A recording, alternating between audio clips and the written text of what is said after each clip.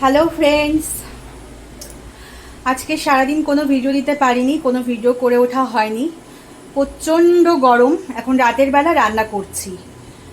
তো গরমে জাস্ট আর পারা যাচ্ছে না, রান্নাঘরের পুরো এলোমেলো অবস্থা। চলো তোমাদের সাথে শেয়ার করব।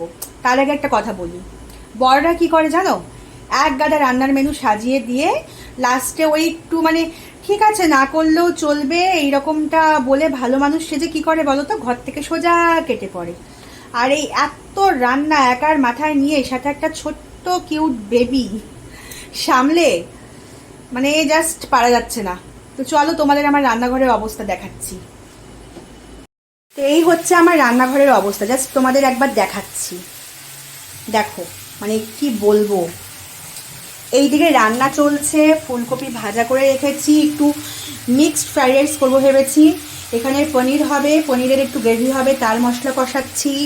এইদিকে মশলা পাতি, পুরো রান্নাঘর আমার একদম মেসি হয়ে আছে।